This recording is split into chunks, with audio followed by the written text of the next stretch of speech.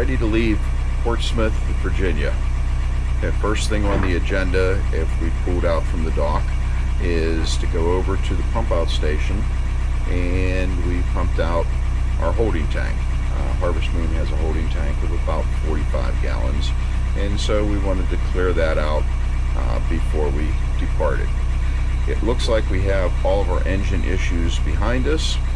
The engine is running normally, and so we're going to get prepared to push off and cast off from Tidewater Marina, which is where we did the work on the engine.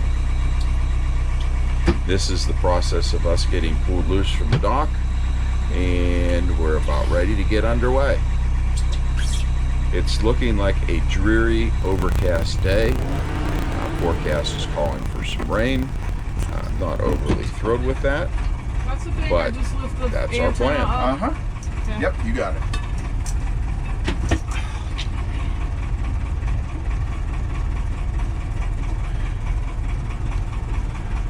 Our destination for the day is Coinjock in North Carolina.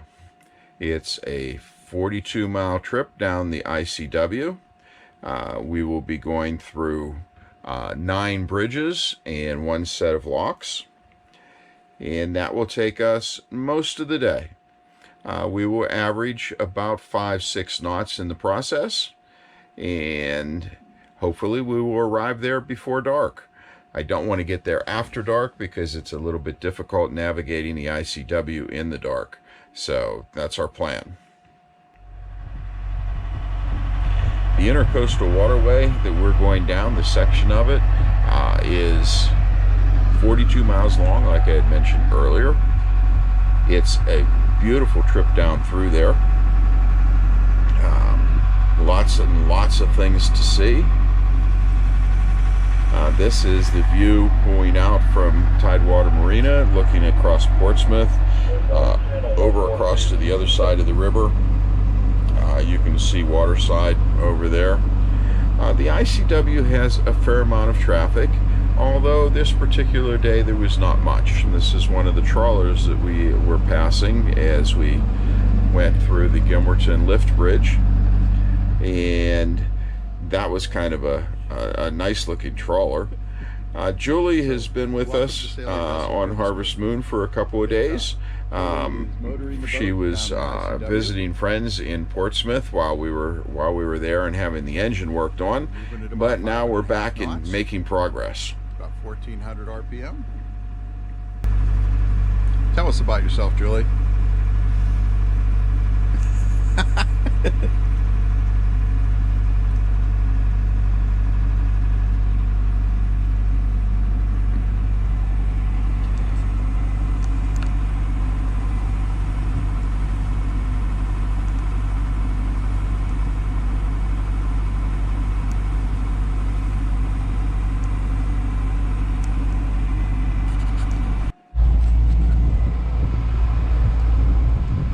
Much of the Intercoastal Waterway is reasonably remote. It transverses a lot of open areas. It's beautiful, beautiful views. It's a shame that the weather was so crappy. We had rain and drizzle pretty much the entire day.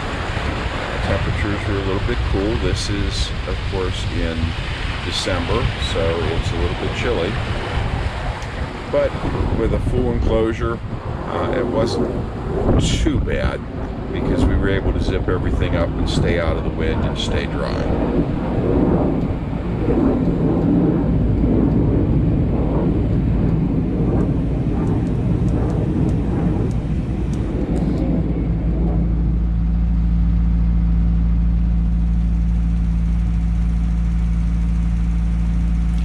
As you can see, it's raining. Kind of put a damper on things, I guess. But we stayed dry, and that made it kind of comfortable. And we arrived in Coinjock pretty much when I expected to, about 3:30, 4 o'clock in the afternoon, and we got tied up. And one cannot go to Coinjock without experiencing the restaurant there.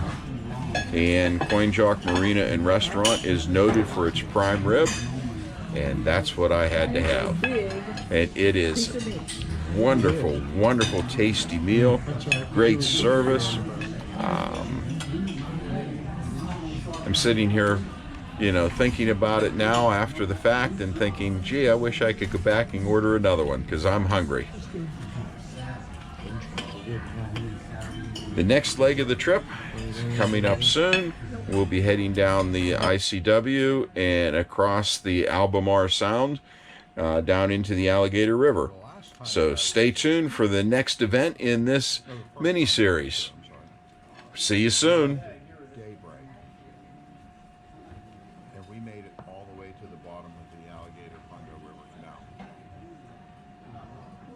The first time that I was here heading south, we made it all the way from here to the bottom of